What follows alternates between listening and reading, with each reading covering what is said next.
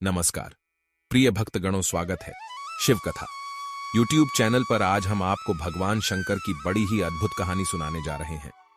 एक बार भगवान भोलेनाथ पृथ्वी लोक पर भ्रमण के लिए गए तो उन्होंने एक युवा को देखा। वह ईश्वर को दोष देता जा रहा था। वह अपने जीवन से निराश था, दुखी था। तब भगवान शंकर बौद्ध भिक्षु का रूप धारण करके उस युवा को असली दुख के बारे में ज्ञान देते हैं। तो चलिए इस कहानी के माध्यम से समझते हैं कि असली दुख क्या होता है। अगर आप ये कहानी सुन रहे हैं तो पूरा सुनिए। इस कथा को आधा अधूरा छोड़कर जाने की गलती मत करिएगा, क्योंकि इस पवित्र कथा को पूरा सुनने से मनचाहा फल की प्राप्ति होगी। इसलिए इस कथा को पूरा सुने। आप शिव भक्त हैं तो भोलेनाथ का अनादर ना करें। सुख और दुख एक ही सिक्के के दो पहलू है, ये बात तो आपने सुनी ही होगी। सुख और दुख हमारे जीवन में लगातार आते ही रहते हैं, पर हमें लगता है कि हमारे जीवन में हजारों दुख है, हजारों समस्याएं हैं। लेकिन अगर आप वास्तविक तौर पर देखें, अगर आप इस बात को अच्छी तरह से समझें, तो आप ये समझ पाएंगे कि हमारे जीवन में केवल एक ही दुख होता है। और दुख क्या है वो हमें इस कहानी के माध्यम से जानेंगे। और उस दुख का निवारण, उस दुख का समाधान क्या है, वो भी हम इस कहानी में ही जानेंगे। तो इस कहानी के अंत तक जरूर बने रहिए। एक समय की बात है, एक गांव में एक व्यक्ति रहता था। उसका नाम सोनू था। वह बड़ा आलसी था और अपने जीवन से बहुत निराश था। और उसका कारण यह था कि उसने अब तक अपने जीवन में कुछ भी हासिल नहीं किया था। वह कुछ भी नहीं करता था। उसके घर वाले भी इस बात से बहुत परेशान रहते थे। वे चाहते थे कि वे बाहर जाकर कुछ अच्छा काम करें, कोई अच्छी नौकरी करे, लेकिन वह उनकी एक नहीं सुनता था। उसके घर वाले दूसरों का उदाहरण देकर उसे ताने मारते थे, उसे तरह तरह की बातें कहते थे, लेकिन उसे कोई फर्क नहीं पड़ता था। जबकि उसके सारे मित्र कामयाब हो चुके थे। कोई अच्छा व्यापार कर रहा था तो कोई अच्छी नौकरी कर रहा था, जिस कारण जब भी वह लोग मिलते तो वे लोग अपनी बढ़ चढ़कर पढ़ाई किया करते, लेकिन सोनू कुछ नहीं करता था। जिस कारण जब भी कोई उससे पूछता कि तुम क्या कर रहे हो, तो वह कुछ नहीं कह पाता। उसे यह कहने में बहुत शर्म महसूस होती थी कि वह कुछ नहीं करता। वह हमेशा सबसे केवल एक ही बात कहता था कि मैं कोशिश कर रहा हूं, लेकिन उसकी कोशिशों का कोई भी फल किसी को नजर नहीं आ रहा था। देखते ही देखते वह ऐसा समय आ चुका था कि सोनू सभी से मुंह छिपाता फिरता, ताकि कोई उसे कोई गहना पूछ ले कि तुम क्या करते हो, जिस कारण वो कभी किसी के सामने भी नहीं आता था। धीरे धीरे उसका मन दुखी होने लगा था। वह बहुत निराश रहने लगा था। उसे अब ऐसा प्रतीत होता था मानो वह इस धरती पर बोझ है, जिस कारण वह अपने आप को बहुत अकेला महसूस करता, बहुत तन्हा महसूस करता। एक दिन तो उसके मन में ये भी विचार उत्पन्न होने लगे कि मेरे हाथों में कुछ नहीं है तो मैं क्या कर सकता हूं। अकेले बैठकर वह रोता रहा और भगवान को दोष देता रहा। एक दिन छुपते छुपाते वह घर से निकलकर कहीं जा रहा था। तभी उसने रास्ते में देखा कि एक बौद्ध भिक्षु लोगों को प्रवचन दे रहे हैं और प्रवचन में वह दुख की बातें कर रहे हैं। सोनू कुछ देर के लिए अपना मुंह छुपाकर वहीं पर खड़ा हो गया, ताकि कोई उसे देख ना ले, और चुपचाप वह उन भिक्षुओं की बातें सुन रहा था। बौद्ध भिक्षु सभी को प्रवचन में कह रहे थे कि दुख हमारा सबसे बड़ा साथी है। हमें दुख अपने जीवन के बारे में समझता है और हमें सही जीने का तरीका बताता है। यह हमारे गुरु की तरह है, जिससे हमें सीखना चाहिए। आप चाहे तो अपने जीवन में अपने दुखों को अपना गुरु बना सकते हैं और उससे सीख सकते हैं, या फिर आप चाहें तो अपने दुखों पर बैठकर हो सकते हैं। लेकिन इससे आपको कोई लाभ नहीं मिलेगा, बल्कि आप दिन पे दिन और कमजोर होते जाएंगे और निराश होते जाएंगे। सोनू छुप छुपकर उन बौद्ध भिक्षु की ये सारी बातें सुन रहा था। जैसे ही उपदेश खत्म हुआ तो वह उन बौद्ध भिक्षु के पास पहुंचा। उन्हें प्रणाम करके वह कहता है कि हे महात्मा, अभी आप कुछ देर पहले दुख का गुरु बता रहे थे। तब कह रहे थे कि दुखों से हमें सीखना चाहिए, हमें उन्हें अपना गुरु बनाना चाहिए। लेकिन मैं भी तो अपने दुखों से परेशान, अपने जीवन से परेशान हूं। मैंने अब तक जो दुख झेला है, मुझे तो कभी ऐसा प्रतीत नहीं हुआ कि मेरे दुख मुझे कुछ सिखा रहे हैं, बल्कि मुझे तो हमेशा यही लगता है वो मुझे पीड़ा दे रहे हैं, तकलीफ दे रहे हैं। पर दुख की पीड़ा बहुत भयंकर होती है।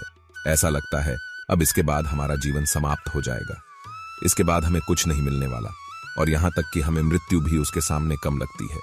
जब लोग ताने मारते हैं, जब लोग ये कहते हैं कि तुम क्या कर रहे हो, तो मन को बहुत ठेस पहुंचती है और मैं उनसे कुछ नहीं कह पाता। सोनू की ये सारी बातें सुनकर वो बौद्ध भिक्षुक सोनू से कहते हैं, बेटा तुम्हें क्या दुख है और तुम दुख के बारे में ऐसी बातें क्यों कर रहे हो?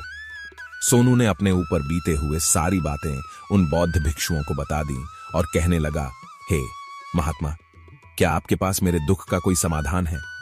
सोनू की यह बात सुनकर वो बौद्ध भिक्षु मुस्कुराने लगे और सोनू से कहते हैं, बेटा, जब तुम्हारे जीवन में कोई असली दुख आए तब तुम मेरे पास आना, मैं इसका समाधान तुम्हें अवश्य बताऊंगा। उन बौद्ध भिक्षुओं की यह बात सुनकर सोनू थोड़ा सा अचरज में पड़ गया। उसे यह समझ नहीं आ रहा था कि क्या उसने अब तक जो दुख झेला है वह असली दुख नहीं है। उसने जो अब तक पीड़ाएं सहे, जो ताने सहे, जो तकलीफें उठाएं, क्या वह असली दुख नहीं है? आगे वह मन ही मन अपने आप से कहता है कि जब मुझे मेरे अपने समझ नहीं पाए तो ये बौद्ध भिक्षु मुझे क्या समझेंगे। इतना सोचकर वह वहां से चला गया। सभी लोगों के ताने सुन सुनकर सोनू बहुत थक चुका था, साथ में बहुत निराश हो चुका था, जिस कारण उसने निर्णय लिया कि वह कुछ करके दिखाएगा। उसने अपने पिता से थोड़ा सा रुपया लिया और उस रुपयों से उसने एक व्यापार शुरू किया। उसके पिता बहुत खुश थे कि कम से कम मेरा बेटा कुछ करने का प्रयास तो कर रहा है, लेकिन उसे व्यापार में कोई सफलता नहीं मिल रही थी, जिस कारण वह बहुत ही हताश हो चुका था। वह बहुत निराश हो चुका था। उसे यह समझ नहीं आ रहा था कि वह क्या करे, किस तरह से अपने व्यापार को आगे बढ़ाए। तभी उसके पिता ने उससे कहा, बेटा, कोई बात नहीं, किसी तरह से प्रयास करते रहो, आज नहीं तो कल सफलता अवश्य मिलेगी। सोनू ने अपने पिता की बात मानी और अपने व्यापार में और भी कड़ी मेहनत करने लगा। धीरे धीरे उसे सफलता मिलने लगी और फिर उसने रफ्तार पकड़ ली। देखते ही देखते केवल 3 सालों के अंदर वह एक बहुत बड़ा व्यापारी बन गया। अब उसके पास धन दौलत की कोई कमी नहीं थी। लोग जो उसे पहले नापसंद किया करते थे, तब उसे पसंद करते थे, उसकी चिंता करते थे, उसकी कार्यों की सराहना करते थे। उसके माता पिता भी अपने बेटे से बहुत खुश थे और उसकी सफलता से वे अत्यंत प्रसन्न थे। धीरे धीरे सोनू के मित्रों की संख्या लगातार बढ़ती जा रही थी। सोनू के कुछ मित्रों ने उसे यह भी सलाह दी कि उसे अपना व्यापार और तेजी से बढ़ना चाहिए, उसे और फैलाना चाहिए। जब तुम आज केवल इस नगर के सबसे बड़े व्यापारी हो, तब तुम इतना खुश हो, तुम्हारे साथ ये सारे लोग हैं। वहीं पर तुम सोचो कि जब तुम इस राज्य के सबसे बड़े व्यापारी बन जाओगे, तब तुम्हारे यहां पर लोगों की भीड़ लग जाएगी। लोग उनसे मिलने के लिए समय निकालेंगे। यहां तक कि इस राज्य का राजा भी तुमसे मिलना चाहेगा, तुम्हारी तारीफ करेगा, और यदि कभी ऐसी जरूरत आन पड़ी तो वह तुमसे धन भी उधार लेने के लिए अवश्य आएगा। सोनू को अपने दोस्त की यह बात बहुत पसंद आई। सोनू ने सोचा कि मेरे मित्र सही कह रहे हैं, मुझे अपने व्यापार को और बड़ा करना चाहिए और फैलाना चाहिए, तभी तो हर कोई मेरे बारे में जान सकेगा, हर कोई मुझे पहचानेगा। उसने बिना देर किए अपने समय को बिना गंवाए अपने व्यापार में और मेहनत करने लगा। लेकिन अब की बार उसके मन में धैर्य नहीं है, जिस कारण उसने कुछ अनुचित कदम उठाए ताकि उसका व्यापार जल्दी से जल्दी और बड़ा हो जाए। उसने कई लोगों से अधिक मात्रा में धन उधार ले लिया, जिससे उसके ऊपर अब काफी रंग हो चुका था। और इतना ही नहीं, वह यहां पर नहीं रुका। उसने अधिक से अधिक मुनाफा कमाने के चक्कर में अपने माल की गुणवत्ता को भी खराब कर दिया, जिससे अब उसके माल में वह बात नहीं रह गई थी जो पहले हुआ करती थी। लेकिन वह अपने मित्रों की बात सुनता रहा। जैसा उसके मित्र कहते थे वह वैसा ही करता चला जा रहा था। यहां तक कि उसने अपने व्यापार को तीव्रता से बढ़ाने के लिए अपने दूसरे छोटे व्यापारियों के खिलाफ षड्यंत्र भी रचने शुरू कर दिया, जिस कारण उसके मन में अब पहले जैसा वह सुकून नहीं था। उसे अब रातों को नींद नहीं आती थी। वह केवल एक ही विचार में लगा रहता था कि किस तरह से उसका व्यापार पूरे राज्य में फैल जाएगा और वह इस राज्य का सबसे बड़ा व्यापारी बन जाएगा, जिस कारण वह दिन रात केवल इसी मेहनत में लगा रहता कि उसका व्यापार जल्दी से जल्दी और बड़ा हो जाएगा। हालांकि उसके पास अब सब कुछ था, धन दौलत, अच्छा घर, गाड़ियां, नौकर चाकर और सभी सुख सुविधाएं। लेकिन उसके बावजूद भी वह उन चीजों का लाभ नहीं उठा पा रहा था, क्योंकि उसका पूरा ध्यान केवल अपने व्यापार को और उन्नति पर ले जाना था। एक दिन सोनू अपने रथ पर बैठकर एक मार्ग से होकर गुजर रहा था। तभी रास्ते में उन्होंने गुरुवर का आश्रम देखा। ये देखकर वह उन बौद्ध भिक्षु के पास गया और बौद्ध भिक्षु से कहने लगा, हे महात्मा, आपने कहा था कि जब मेरे जीवन में कोई असली दुख आए तब मैं आपके पास आऊं। इस कारण मैं यहां पर आया हूं। आज मैं बहुत दुखी हूं। मैं रातों को सो नहीं पाता हूं। मेरे पास सब कुछ होते हुए भी मैं उनका लुत्फ नहीं उठा पाता। उसने अपनी सारी बातें एक एक करके उन बौद्ध भिक्षुओं को बता दी। तभी वह बौद्ध भिक्षु सोनू से कहते हैं, बेटा, जब तुम पहली बार आए थे तब भी तुम बहुत दुखी थे। लेकिन तब तुमने अपने दुख से क्या सीखा था? इसके जवाब में सोनू उन बौद्ध भिक्षुओं से कहता है कि महात्मा, जब मैं अपने जीवन में कुछ नहीं कर पा रहा था, तब मैंने अपने दुखों से यह सीखा था कि केवल सोचने मात्र से कुछ नहीं होगा। उसके लिए हमें कुछ करना भी पड़ेगा, और केवल कोई कर्म करना ही हमें सफल नहीं बनाता, बल्कि उस कर्म को उसके अंजाम तक पहुंचाना हमें सफल बनाता है।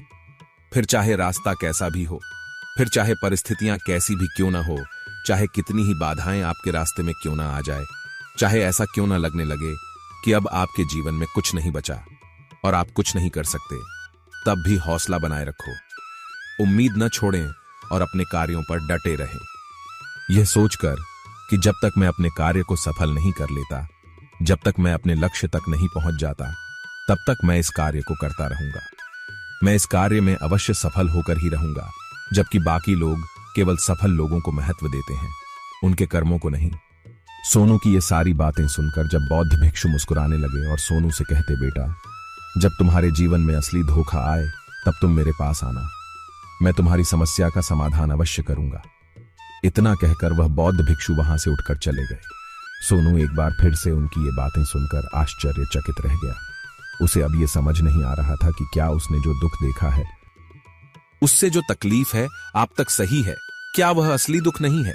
उसके मन में अब एक सवाल उत्पन्न होने लगा कि असली दुख क्या है और इसकी पहचान क्या है, और मुझे कैसे पता चलेगा कि समय में असली दुख में हूं। लेकिन उसने कुछ नहीं कहा, पर यह सब सोच ही रहा था कि तभी वह बौद्ध भिक्षु सोनू के पास एक बड़ा घड़ा लेकर पहुंच जाते हैं। उस घड़े के अंदर सोने के सिक्के थे। उस घड़े को देते हुए वह बौद्ध भिक्षु सोनू से कहते, बेटा, तुम इसे उस पैर के नीचे दबा दो, क्योंकि ये मेरे किसी काम का नहीं। जब मुझे इसकी जरूरत पड़ेगी तब मैं वहां से खोद कर निकालूंगा, लेकिन अभी के लिए इसे वहां पर मिट्टी के नीचे दबा दें। सोनू ने उस बौद्ध भिक्षु की बात मानी और वो खड़ा उस पैर के नीचे जाकर मिट्टी में दबा दिया।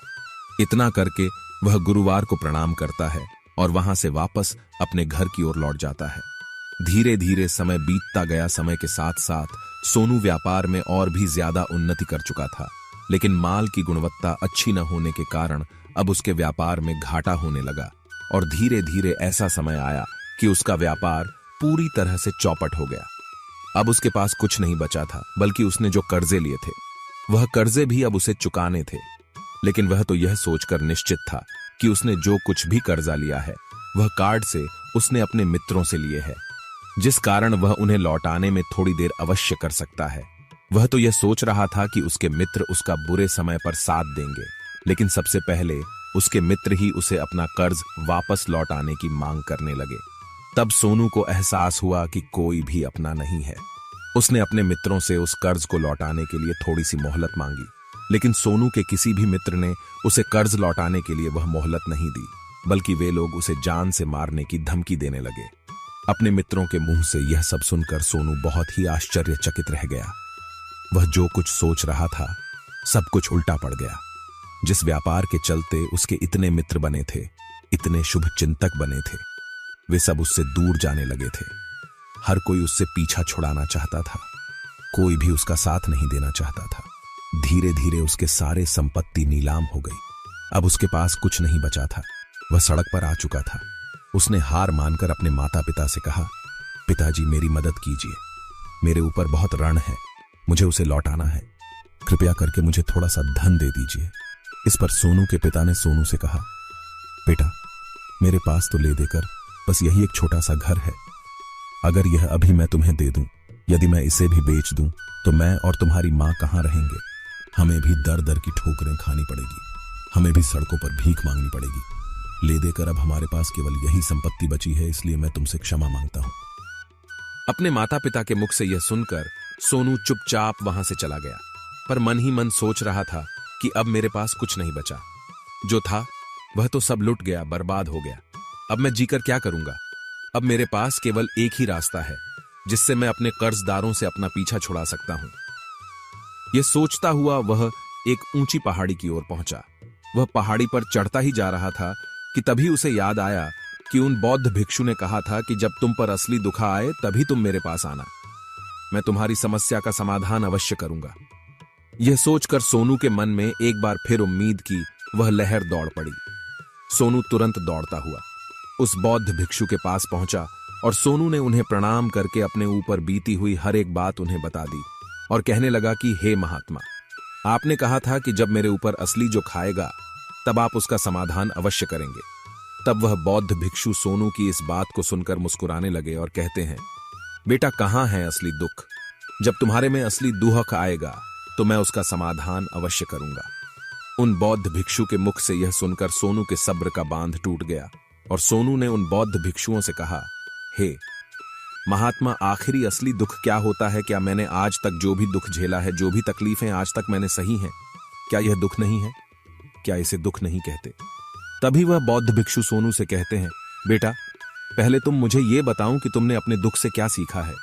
इसका जवाब देते हुए सोनू उन बौद्ध भिक्षुओं से कहता है, ये महात्मन, मैंने तो यही देखा है कि जो लोग तुम्हारी तरक्की में तुम्हारा पीछा करते हैं, तुम्हारे साथ जुड़ते हैं, वह लोग तुम्हें अवश्य धोखा देंगे, क्योंकि ऐसे लोग बुरे समय पर तुम्हारा साथ नहीं देने वाले, बल्कि तुम्हारा फायदा उठाने का ही वह प्रयास करेंगे।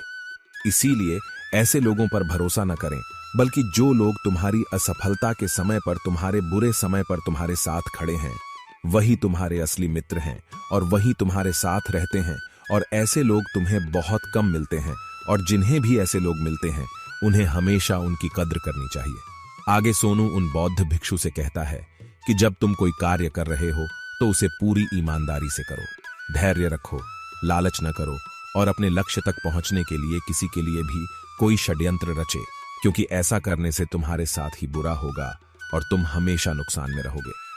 सोनू की ये सारी बातें सुनकर बौद्ध भिक्षु उस पैर के पास पहुंचे। उन्होंने गड्ढा खोदा और वह घड़ा निकालकर सोनू के हाथ में थमा दिया, जिसमें सोने के सिक्के भरे हुए थे। वह घड़ा सोनू के हाथ में थमाते हुए उन बौद्ध भिक्षुओं ने कहा, लो इसे पकड़ो, और जब तुम्हारे जीवन में असली दुख आए तब तुम मेरे पास आना, मैं इसका समाधान अवश्य करूंगा। सोनू अपनी बड़ी अचरज में था। उसे यह समझ में नहीं आ रहा था कि आखिर यह असली दुख है ही क्या, लेकिन उसने अपने हाथों में पड़े हुए उस घड़े को देखा जिसके अंदर सोने के सिक्के थे। यह देखकर उसे मन ही मन ये लगा कि चलो अब थोड़ी सी राहत अवश्य हो जाएगी, मैं अपने मित्र का वह कर्ज लौटा सकूंगा और एक नया व्यापार भी फिर से आरंभ कर सकूंगा। जिस कारण उसने उन बौद्ध भिक्षुओं को प्रणाम किया, उनका धन्यवाद किया और वहां से चल पड़ा। सोनू ने उस सोने के सिक्के से सभी का कर्ज लौटा दिया और अपने लिए एक बार फिर से नया व्यापार शुरू किया। व्यापार छोटा था, लेकिन अब की बार सोनू बहुत खुश था। उसने पूरी ईमानदारी, मेहनत और लगन के साथ अपने व्यापार पर काम किया और देखते ही देखते एक बार फिर से वह एक बड़ा व्यापारी बन गया। लेकिन अब की बार वह बहुत खुश था, क्योंकि इस बार उसने कोई लालच नहीं किया, न ही किसी के लिए षड्यंत्र रचा, बल्कि उसने पूरी ईमानदारी और मेहनत के साथ अपने व्यापार पर काम किया। लेकिन जैसे जैसे आप धनी होते जाते हैं, जैसे जैसे आप अमीर बनते जाते हैं, आपके मन में एक डर और उत्पन्न होने लगता है और वह अपनी दौलत को न खो दे, जिस कारण आप लोग दान करना शुरू कर देते हैं, पुण्य करना शुरू कर देते हैं, लोगों की मदद करते हैं, ताकि आपके जीवन में कभी कोई दुख ना आए। लेकिन यह जीवन सुख और दुख का संगम है, जिस कारण हर किसी को सुख और दुख से होकर गुजरना ही पड़ता है। इसी वजह से एक बार फिर से सोनू के जीवन में एक और दुख उत्पन्न हुआ। अब की बार उसके माता और पिता दोनों की मृत्यु हो गई। सोनू अपने माता और पिता से बहुत प्रेम करता था, जिस कारण उसके मन को बहुत गहरा आघात पहुंचा। जब आखिरी बार वह उन्हें देख रहा था तो उसके मन में हजारों सवाल उत्पन्न होने लगे। वह अपने घर लौट आया। घर लौटकर उसने देखा कि जिस संपत्ति के लिए वह हमेशा लड़ते झगड़ते रहते थे, आज उसकी देखभाल के लिए कोई नहीं था। उसके माता पिता ने जो भी मेहनत की, जो भी अपने जीवन में इकट्ठा किया, सब यही रह गया। लेकिन अब सब कुछ खत्म हो चुका था और सोनू का मन अब बहुत बेचैन हो रहा था। उसके मन में हजारों सवाल उत्पन्न हो रहे थे और वह अपने आप को बहुत अकेला महसूस कर रहा था। उसने इधर उधर देखा, लेकिन उसे कुछ समझ नहीं आया। तभी उसे उन बौद्ध भिक्षु की याद आई। वह तुरंत ही भागम भाग का उन बौद्ध भिक्षु के पास पहुंचा। उसे देखते ही उन बौद्ध भिक्षु ने सोनू से सवाल किया और कहा, क्या बात है बेटा, क्या कोई फिर से कोई भूखा आ पड़ा है? तभी सोनू ने कहा, नहीं गुरुदेव, अब तो सब ठीक है, लेकिन आज मेरे माता पिता की मृत्यु हो गई है और मैं बहुत अकेला महसूस कर रहा हूँ। मैं बहुत दुखी महसूस कर रहा हूँ, जैसे कुछ खाली सा है, जैसे कुछ अकेलापन सा है। तभी वह बौद्ध भिक्षु सोनू से कहते हैं, बेटा इसमें दुखी होने वाली बात क्या है? यह तो जीवन है, एक दिन तो सभी को जाना है। यहां पर कोई भी रहने नहीं आया और ना ही कोई रहेगा। हम सब एक ना एक दिन मृत्यु को प्राप्त हो ही जाएंगे, और मृत्यु कब आएगी यह किसी को नहीं पता। हो सकता है कि तुम्हारी मृत्यु कल ही हो जाएगी, या फिर आज और अभी। यह सुनकर सोनू आश्चर्यचकित रह गया। उसने उन बौद्ध भिक्षुओं से कहा कि महात्मा, आप ये क्या कह रहे हैं? मैं तो अभी जवान हूं और मुझे तो अभी अपनी पूरी उम्र जीना है। मैं तो जीना चाहता हूं, कुछ करना चाहता हूं, और आप कह रहे हैं कि मैं कभी भी मृत्यु को प्राप्त हो सकता हूं। इस पर वह बौद्ध भिक्षु सोनू से कहते हैं, बंदे, इस भ्रम में मत रहना कि मृत्यु केवल बूढ़े को आती है। बूढ़ों के सामने तो उनके जवान बच्चे तक मर जाते हैं। मृत्यु कभी किसी की उम्र देखकर नहीं आती और ना ही किसी को बताकर आती है। उन बौद्ध भिक्षु के मुख से ये सारी बातें सुनकर सोनू और भी ज्यादा बेचैन हो गया और वो चुपचाप वहां से चला गया। उसके मन का वह खालीपन अब भी वैसे ही था। वह भी अपने आप को बहुत अकेला महसूस कर रहा था। उसके बाद से उसका मन अपने व्यापार में भी नहीं लगता। जब भी वह कोई कार्य करता तो उसके मन में ढेर सारे प्रश्न उठने लगते। वह क्या कर रहा है, क्यों कर रहा है, और उसने इस कार्य को क्यों किया? उसके मन में अब एक और प्रश्न उत्पन्न होने लगा था कि क्या हम यहां पर केवल इसलिए आते हैं कि इस जीवन को भोगें और एक दिन मृत्यु प्राप्त हो जाए? वह यह समझ नहीं पा रहा था कि जीवन का असली मतलब क्या है। उसने कई विद्वानों से पूछा, अपनी तरफ से जो मुमकिन हो सकता था खोजबीन की, लेकिन उसे कोई भी जवाब नहीं मिल पा रहा था। और जब उसे कोई जवाब नहीं मिला तो उसका दुख और भी बढ़ गया, जिस कारण उसके मन की बेचैनी और भी बढ़ चुकी थी और उसे यह समझ नहीं आ रहा था कि वह क्या करे, कहां जाएं, किससे पूछें। तभी उसे फिर से उन बौद्ध भिक्षु की याद आई। वे एक बार फिर से उन बौद्ध भिक्षु के पास पहुंचा और उसने अपने मन की सारी बातें उन गुरुवार को बता दी। तभी वह बौद्ध भिक्षु मुस्कुराने लगे और सोनू से कहते हैं, बेटा, आज पहली बार तुम्हारे जीवन में असली दुख उत्पन्न हुआ है। वास्तव में तो यही है जिसे हम दुख कह सकते हैं, जो दुख कहलाने लायक है कि हमें पता ही नहीं हम क्या कर रहे हैं, कहां जा रहे, क्यों जा रहे, वे कौन हैं, क्या है, क्यों हैं, हम क्या करना चाहते हैं। तभी सोनू ने कहा कि हे महात्मा, मेरे इस दुख का समाधान कीजिए, मुझे इस दुख का निवारण दीजिए। तभी वह बौद्ध भिक्षु सोनू से कहते हैं, हम सबके अंदर क्रोध, लालच, लोभ जैसी कई वासनाएं हमारे अंदर घर करके बैठ जाती हैं, जिस कारण हम अपने जीवन को टुकड़ों में जीते हैं और हमारी चेतना कभी एक नहीं हो पाती। हम कभी एक जगह सोच नहीं पाते हैं, समझ नहीं पाते, और हमारी ऊर्जा शक्ति भी पूरी तरह से छिन्न भिन्न हो जाती है। और आजकल के इस दौर में हमारे पास इतना भी समय नहीं कि हम एक पल निकाल करके एक पल के लिए मुड़कर अपने आप को देख सकें, अपने आप को समझ सकें। वास्तविकता में हर कोई यहां पर अपने जीवन भर केवल दुख दुख कहकर चिल्लाता रहता है। उसका समाधान निकालने का हर मुमकिन प्रयास करता है, लेकिन जिसे हम दुख समझते हैं वह तो दुख है ही नहीं, तो इसका समाधान आपको कहां से मिलेगा? यह तो परिस्थितियां हैं जिसके कारण हम अपने आप को दुखी समझते हैं, अपने आप को तकलीफ में समझते हैं। जैसे हम एक परिस्थिति से निकलते हैं, हम किसी दूसरी परिस्थिति में फंस कर रह जाते हैं। जिस प्रकार हम पहली समस्या का सामना करते हैं, उसी प्रकार हम दूसरी समस्या का भी सामना करते रह जाते हैं। और जब हम इन परिस्थितियों से हार मान लेते हैं, जब हमें लगता है कि अब कोई रास्ता नहीं बचा, तब हमारे सामने हमें केवल एक ही रास्ता नजर आता है और वह है मृत्यु। लेकिन ये कोई समाधान नहीं है, ये कोई रास्ता नहीं है। इसलिए यदि आप सचमुच अपनी समस्याओं का समाधान चाहते हैं तो अपने आप को इकट्ठा करना सीखें। अपनी ऊर्जा को इस संसार में वापस कीजिए, उसे एक करें और अपने ऊपर ध्यान लगाएं। मृत्यु से पहले अपने आप को पहचानो, अपने आप को जानो, अपने आप को बिखरने मत दो। तभी सोनू उन बौद्ध भिक्षु से कहता है कि महाराज, तो क्या हमें इस जीवन को नहीं जीना चाहिए? क्या हमें अपनी इच्छाओं को नहीं पूरा करना चाहिए? तभी वह बौद्ध भिक्षु सोनू के सवाल का जवाब देते हुए कहते हैं कि हमें किसी से भी लगाव नहीं रखना चाहिए, हमें अपनी इच्छाओं को मार देना चाहिए, हमें संपत्ति इकट्ठा नहीं करनी चाहिए, क्योंकि हम मनुष्य की इच्छाएं, कामनाएं, वासनाएं ऐसे होती हैं जैसे मानो कि एक पर्वत से गिरता हुआ झरना जिस पर किसी का नियंत्रण नहीं है सिवाय देखते रहने के और परेशान होने के। लेकिन जब तुम अपने ऊपर ध्यान देने लगते हो, तब तुम अपने आप को पहचान जाते हो, समझ जाते हो, तब तुम इस पर नियंत्रण पा सकते हो। तब इच्छाएं भी तुम्हारे वश में होती हैं और फिर तुम चाहो तो उन इच्छाओं की पूर्ति अवश्य भी कर सकते हो। गुरुदेव की ये सारी बातें सुनकर सोनू ने गुरुदेव से कहा कि हे महाराज, आपका बहुत बहुत धन्यवाद। आपने मेरी सबसे बड़ी समस्या का समाधान आज कर दिया। मैं आज से अपने आप को एकत्रित करूंगा। गुरुदेव, मानव शरीर में बहुत ऊर्जा है, बहुत शक्ति है, पर वे बेकार के कामों में लग जाती है, जिस कारण हमारा जीवन भी बेकार की चीजों में लगा रहता है। लेकिन हम कभी भी इस पर अपना ध्यान नहीं देते। हम कभी भी अपनी ऊर्जा को केंद्रित नहीं करते, अपने ऊपर कभी ध्यान नहीं देते। हमारा जीवन भी कुछ ऐसा ही है। हम अपने जीवन में हमेशा अपने आप से ऊपर वाले से सवाल करते रहते हैं कि हमारे जीवन में इतना दुख क्यों है। हम सभी के मन में यह सवाल तो अवश्य ही उठता है, और इसका जवाब है कि वह ईश्वर यह चाहता है कि हम अपने जीवन के अंतिम दुख तक पहुंच सके, उस गहराई तक पहुंच सके जहां पर हमें यह पता चल सके कि हमने अभी तक अपने आप को नहीं जाना, अपने आप को नहीं पहचाना। मानव शरीर के अंदर जो ऊर्जा है, जो शक्ति है, उसके बारे में हम अभी तक नहीं जानते। हम अपने आप को चाहे तो एकत्रित कर सकते हैं, अपने आप पर नियंत्रण पा सकते हैं, लेकिन हम अपनी इस ऊर्जा का व्यर्थ उपयोग करते रहते हैं, व्यर्थ की चीजों में लगा देते, जिस कारण हम अपने आप को कभी नहीं पहचान पाते और न ही कभी अपने आप पर नियंत्रण पा सकते हैं। लेकिन यदि आप अपने आप को जानना चाहते हैं, अपने आप को पहचानना चाहते हैं, तो पहले आपको खुद को एकत्रित करना होगा, अर्थात ध्यान लगाना होगा।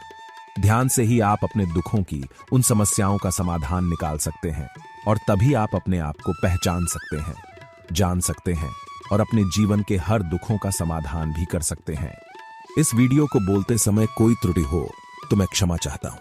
उम्मीद है आप सभी को ये वीडियो अच्छी लगी होगी।